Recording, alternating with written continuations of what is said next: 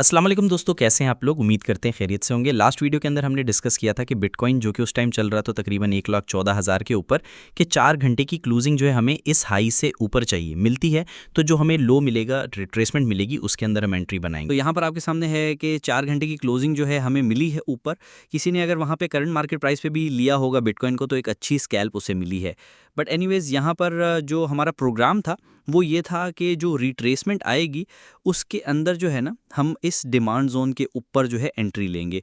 जो हमें प्रीवियस लो मिला हुआ है ना इस रेंज के अंदर, यहाँ पे एंट्री बनाएंगे और हम यहाँ पे एक स्कैल्प लेंगे। तो ज़बरदस्त तरीके से डिमांड जोन को रीटेस्ट किया बिटकॉइन ने 4 घंटे की क्लोजिंग ऊपर देने के बाद। और इस टाइम जो अगर आप लोगों ने एंट्री बनाई होगी तो आप लोग यहाँ पे तकरीबन 2.5% से ज़्यादा के प्रॉफिट के अंदर हो। अब यहाँ पे बिटकॉइन का अगला कदम क्या होने वाला है, क्या बिटकॉइन यहाँ पे मज़ीद पम्प करेगा और क्या यहाँ पे कोई रिट्रेसमेंट हम लोग एक्सपेक्ट कर रहे हैं। सबसे इंपॉर्टेंट चीज़ इसके बाद कि आपको यहाँ पे क्या करना चाहिए। यानी कि मार्केट में अगर आप ट्रेडिंग कर रहे हो, आप लोग यहाँ पे इन्वेस्टिंग कर रहे हो, तो आपकी यहाँ पे स्ट्रैटेजी क्या रहने वाली है और एक्चुअल में मार्केट में इस टाइम चल क्या रहा है, बिटकॉइन में क्या चल रहा है, इथेरियम में क्या चल रहा है, ऑल्ट कॉइन्स के अंदर क्या चल रहा है, और जो मार्केट की बड़ी वेल्स हैं जैसे कि ब्लैक रॉक हो गया और माइक्रो स्ट्रेटजी हो गए, वो इस टाइम क्या कर रहे हैं। तो वही बताने के लिए वीडियो में मौजूद हूँ आपके सामने। और हम स्टार्ट करेंगे आज एक फंडामेंटल अपडेट से, यानी कि एक न्यूज़ से, और फिर उसको डिस्कस करेंगे, उसका ब्रेकडाउन करेंगे कि आखिर इसका मतलब क्या है। तो यहाँ पे ख़बर ये है कि 5 अगस्त की ख़बर है, यानी कल की ख़बर है कि तकरीबन 1 महीने के इनफ्लो के बाद एक बड़ा आउटफ्लो जो है इथीरियम के अंदर देखा गया है। और ये इथीरियम का जो आउटफ्लो था ये मेनली देखा गया है ब्लैक रॉक की तरफ। इसका मतलब क्या है? इसका मतलब ये है मेरे भाइयों कि जिस तरीके से लास्ट डेज के ने बता रहा था मैं आपको कि इथीरियम अपने मेजर डिमांड जोन को अप्रोच कर रहा है, और यहाँ पे अगर आपने इथीरियम को नीचे लिया था शॉर्ट टर्म के लिए तो आपको एग्जिट करना चाहिए और रीबाइंग के लिए नीचे डिमांड जोन की तरफ वेट करना चाहिए। तो वही ब्लैक रॉक कर रहा है भाई, सिंपल की प्रॉफिट बुकिंग कर रहा है। इसका मतलब ये हरगिज़ नहीं है कि इथीरियम यहाँ बेरिश है। इसका मतलब हरगिज़ ये नहीं है कि इथीरियम यहाँ पर जो है अब कोई 1000 पे जा रहा है, 1500 पे जा रहा है, ऐसा नहीं है। सिंपल समझ लो बात को, सिंपल समझ लो इस फंडे को कि आपकी तरह जो बड़ी वेल्स हैं वो भी इन्वेस्टिंग पोर्टफोलियो जो है अलग रखते हैं और उसी के साथ अपने ट्रेडिंग पोर्टफोलियो अलग रखते हैं। यानी कि वो ट्रेडिंग भी कर रहे हैं, मुसलसल लो पे खरीद रहे हैं, हाई पे सेल कर रहे हैं, और उसी के साथ वो यहाँ mid term and long term की प्लानिंग भी कर रहे हैं। तो ये वेल्स जो कर रही हैं वही आपको करना है। आपको अपने लॉन्ग टर्म के, मिड टर्म के पोर्टफोलियो को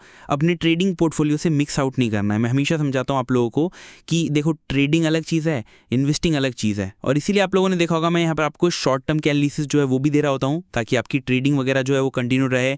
आप लोग यहाँ पे स्टॉप लॉस के साथ जो है मार्केट में ट्रेडिंग करते रहो, छोटा मोटा प्रॉफिट बनाते रहो, और उसी के साथ साथ आपको मैक्रो लेवल के एनालिसिस दे रहा होता हूँ ताकि अगर आपने कोई इन्वेस्टमेंट की हुई है, आपने कोई मिड टर्म लॉन्ग टर्म के लिए बाइंग की हुई है स्पॉट के अंदर, तो उसके बारे में भी आपको आइडिया हो कि यहाँ मार्केट में पैनिक करने का वक्त है या फिर यहाँ पर जो है बाइंग का वक्त आ रहा है। तो उम्मीद करता हूँ कि जो बात मैं समझाना चाह रहा हूँ आपको समझ में आ रही होगी। एनीवेज, यहाँ से चलते हैं बिटकॉइन की चार्ट के ऊपर, वहाँ से टेक्निकल एनालिसिस स्टार्ट करते हैं। बिटकॉइन के बारे में, इथीरियम के बारे में गाइड करता हूँ मैं आपको कि इस टाइम चल क्या रहा है। पहली बात देखो, मैक्रो लेवल के अंदर कोई बुराई नहीं चल रही है। मैक्रो लेवल के अंदर बिटकॉइन ने एक बड़ा ज़बरदस्त हाई हमें दिया, और जब बिटकॉइन यहाँ पे हाई लगा रहा था मैं तभी कहा था कि देखो अनकरीब एक रिट्रेसमेंट जो है अब मार्केट एक्सपेक्ट कर रही है। जिन दिनों के दरमियान यहाँ पे कंसोलिडेशन चल रही थी वहाँ भी समझाया था मैंने कि रिट्रेसमेंट आती है, पैनिक मत करना। वो यहाँ मार्केट जो है इस टाइम देख रही है, एक्सपेक्ट कर रही है। तो यहाँ पे मैक्रो लेवल का जस्ट यहाँ पे एक हाई बनने के बाद लो बन रहा है, और लो जब बनता है तो वहाँ पे जस्ट जो लेट लॉन्गर्स होते हैं उनकी लिक्विडेशंस की जाती हैं, उनको मार्केट से आउट किया जाता है, और जिन लोगों के बाय ऑर्डर्स पड़े होते हैं, बड़े बड़े बाय ऑर्डर्स पड़े होते हैं, उनको यहाँ पे जो है मार्केट में एंटर करवाया जाता है, और इस तरीके से मार्केट जो है वो अगले बड़े मूव की तैयारी करती है। और एक बात मैं ऐड कर दूं, जब तक 1,20,000 का लेवल बिटकॉइन दोबारा ब्रेक नहीं करता, चांसेस मौजूद हैं कि हमें मज़ीद डीप रिट्रेसमेंट भी जो है मिल सकती है, और वो भी हेल्दी होगी। ऐसा नहीं कि वहाँ पैनिक करने का वक्त होगा, वो हेल्दी होगी, बिल्कुल नेचुरल होगी। और हमने पहले भी देखा है कि ऑल टाइम हाई बनने के बाद जो है बिटकॉइन एक छोटी मोटी डीप रिट्रेसमेंट जो है लेता है, तो होता है, तो कोई परेशानी की बात नहीं। तो ये हो गया मैक्रो लेवल। इसके बाद चलते हैं अब इंट्राडे टाइम फ्रेम के अंदर कि वहाँ पे क्या चल रहा है और आपको यहाँ पे क्या करना चाहिए। 4 घंटे का टाइम फ्रेम का चार्ट मैंने दोबारा ओपन कर लिया है। तो यहाँ पे अब क्या हो रहा है, अब ये हो रहा है कि बिटकॉइन यहाँ पे अपने पहले लोकल रेजिस्टेंस पे मौजूद है। तो अगर आपने नीचे एंट्री ली थी तो आपको यहाँ पे थोड़ा बहुत प्रॉफिट जो है बुक करना चाहिए। स्टॉप लॉस आपने ब्रेक इवन पे करना है। और सेकंड टारगेट आपका क्या रहेगा? सेकंड टारगेट रहेगा आपके यहाँ पे 1,16,500 का एरिया।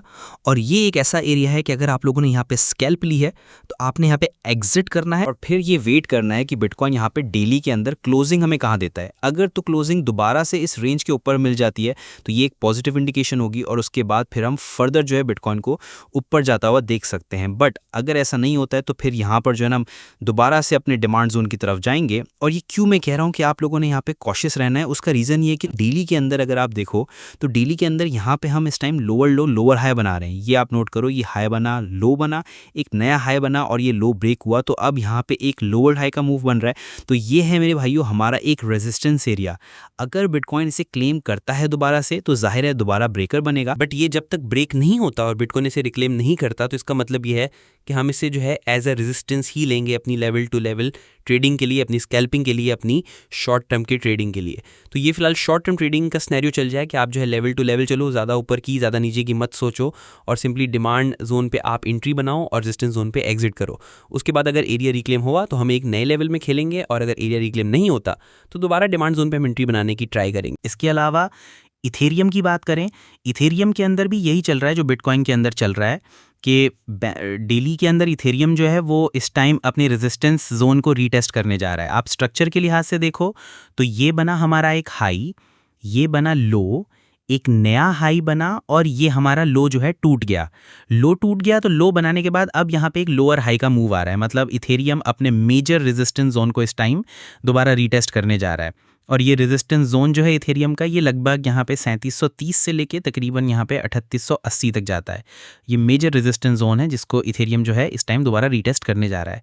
और इसके बाद देखें अगर हम यहाँ पे इंट्राडे टाइम फ्रेम के अंदर तो वहाँ पर बहरहाल सिनेरियो थोड़ा सा डिफरेंट है और यहाँ पे ट्रेड भी बनती थी बिटकॉइन के साथ ही। ये आप देखो तो ये लोअर लोज लोअर हाइज बन रहे थे और ये ब्रेकआउट मिला है, हमें हाई मिला है। एक लो देने के बाद अब इथेरियम यहाँ पे एक नया हाई बनाने जा रहा है। तो जिन लोगों ने अगर इथेरियम के अंदर कोई ट्रेड वगैरह लिए तो उनके लिए पहला रेजिस्टेंस जोन जो है वो ये वाला एरिया यानी कि 3730 का, और नेक्स्ट मेजर रेजिस्टेंस जोन जो है वो आपका लगभग यहाँ पे 3860 से लेके तकरीबन यहाँ पे 3780 तक है। तो ये फिलहाल दोस्तों मार्केट का सिनेरियो चल रहा है। आसान जबान में चंद अल्फाज में अगर मैं मार्केट को डिफाइन करूँ इस टाइम तो मैक्रो लेवल पर कोई परेशानी की बात नहीं है और एक हेल्दी रिट्रेसमेंट जो है मिली थी, हमें मजीद भी मिल सकती है। इसके अलावा शॉर्ट टर्म की ट्रेडिंग कर रहे हो तो लेवल टू लेवल मूव करो। मार्केट स्टिल जो है चॉपी है और हम इस टाइम अपने रेजिस्टेंस जोन को अप्रोच कर रहे हैं। जब तक ये रेजिस्टेंस जोन नहीं ब्रेक होता है, हम नए लेवल पे दाखिल नहीं होते, तब तक यहाँ पे आपको थोड़ा सा संभल के चलना। तो अभी के लिए दोस्तों बस इतना ही था। अगर बात समझ में आ गई है तो कमेंट में लाजमी लिखो कि आप समझ चुके हो मेरा एनालिसिस को, और अगर समझ में नहीं आई है तो बताओ कि आप क्या नहीं समझे हो और मैं इंशाल्लाह नेक्स्ट वीडियो के अंदर वो आपको एक्सप्लेन कर दूंगा। मेरे मेन मकसद ये है कि आप यहाँ पे मेरे एनालिसिस के थ्रू ना सिर्फ के प्रॉफिट बनाओ बल्कि उसी के साथ जो है सीखो भी। और उसके अलावा व्हाट्सअप ग्रुप अगर आपने अभी तक ज्वाइन नहीं किया, भाई जो डिस्क्रिप्शन में लिंक मौजूद है आप ज्वाइन कर सकते हो। वहाँ पे मैं आप लोगों को डेली फ्री ट्रेड्स देता रहता हूँ। फिर मिलते हैं इंशाल्लाह बहुत जल्द। अल्लाह हाफिज़।